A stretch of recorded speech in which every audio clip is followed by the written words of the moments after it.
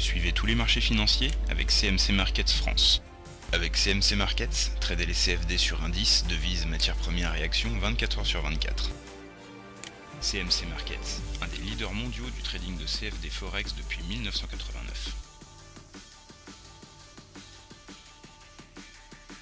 C'est Trado, je vous propose la vidéo de mise à jour pour l'indice parisien, l'or et l'argent, car je ne pourrais pas faire celle des matières premières comme à mon habitude plus tard ce soir. Alors, on va commencer par l'indice parisien qui était un petit peu orphelin aujourd'hui du fait de la fermeture de Wall Street.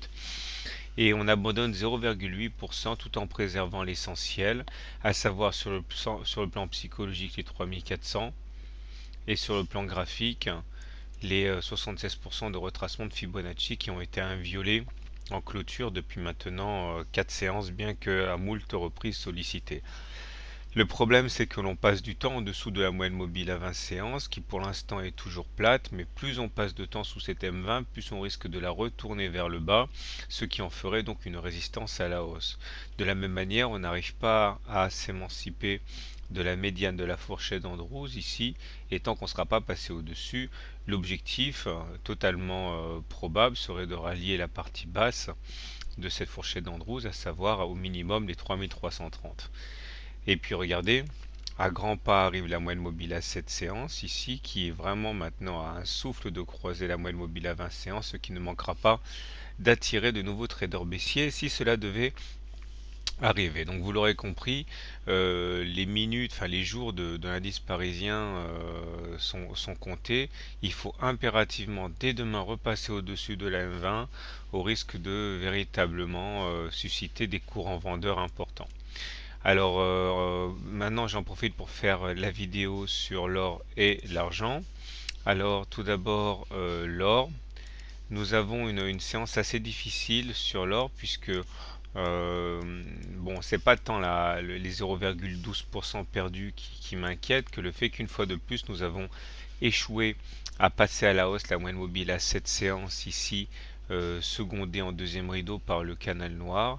Et tant qu'on ne repasse pas au-dessus de la M7 et du canal noir, on peut tout à fait envisager d'aller dans un premier temps chercher la Bollinger inférieure vers les 1690 et puis surtout le bas du canal noir vers les 1670. Il y a bien eu une fois de plus une attaque de la M7, mais une fois de plus celle-ci a été couronnée d'échecs.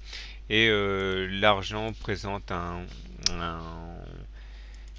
profil similaire, hein. Il y a eu des velléités haussières puisque en séance on a essayé de passer la moyenne mobile à cette séance et le haut du canal noir, mais finalement on clôture sur une perte de 1% tout en réintégrant donc le canal noir et en se situant sous la moyenne mobile à cette séance. Donc encore une fois, hein, cette incapacité à passer les résistances est assez inquiétante puisqu'il suffirait d'une forte déconvenue sur les indices, hein, pour entraîner à la baisse l'or et l'argent, hein, puisque on assiste à cette corrélation un peu contre nature entre les métaux précieux et les indices actuellement. Voilà, je vous souhaite une bonne soirée de bons trades, à demain et n'oubliez pas, demain soir j'organise un webinaire à l'usage des plus novices d'entre nous, avec notamment les supports, les résistances et la façon correcte de les utiliser dans un plan de trading, ce que finalement